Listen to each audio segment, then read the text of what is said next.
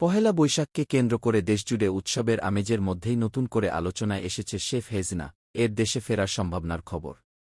বাংলা নববর্ষ, যা পহেলা বৈশাখ নামে পরিচিত, বাঙালির প্রাণের উৎসব হিসেবে প্রতি বছরই নতুন আশার বার্তা নিয়ে আসে।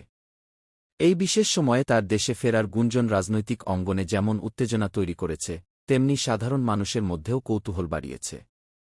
বিভিন্ন সূত্রে জানা যাচ্ছে, দীর্ঘদিন বিদেশে অবস্থানের পর তিনি পহেলা বৈশাখের এই তাৎপর্যপূর্ণ দিনে দেশে ফিরে জনগণের সঙ্গে নতুনভাবে যোগাযোগ স্থাপন করতে পারেন। তার ঘনিষ্ঠ মহল বলছে, এটি শুধুমাত্র একটি ব্যক্তিগত সফর নয়, বরং একটি কৌশলগত রাজনৈতিক বার্তা বহন করতে পারে। কারণ এই সময়ে দেশে ফেরা মানে হচ্ছে জাতির সংস্কৃতি ও ঐতিহ্যের সঙ্গে নিজেকে সম্পৃক্ত করা এবং জনগণের আবেগের কাছাকাছি আসা।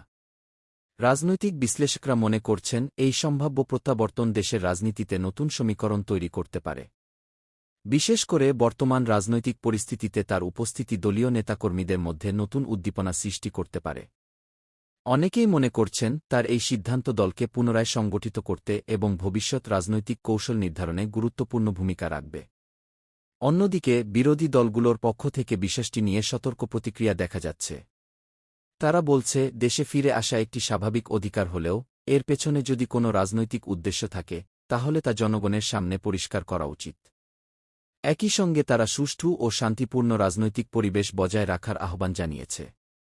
সাধারণ মানুষের মধ্যেও এ নিয়ে মিশ্র প্রতিক্রিয়া দেখা যাচ্ছে। কেউ এই খবরকে স্বাগত জানাচ্ছেন এবং আশা করছেন যে এটি দেশের রাজনৈতিক স্থিতিশীলতা বাড়াতে সহায়ক হবে। আবার কেউ বিষয়টি নিয়ে সন্দিহান এবং বাস্তবে কী ঘটে তা দেখার অপেক্ষায় রয়েছেন। সামাজিক যোগাযোগ মাধ্যমে ইতোমধ্যে এই নিয়ে ব্যাপক আলোচনা শুরু হয়েছে, যেখানে বিভিন্ন মতামত উঠে আসছে।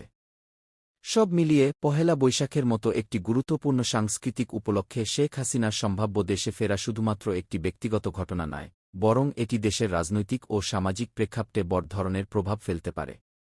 এখন সবার দৃষ্টি রয়েছে, এই গুঞ্জন কতটা বাস্তবে রূপ নেয় এবং তার এই পদক্ষেপ দেশের রাজনীতিতে কী ধরনের পরিবর্তন আনে।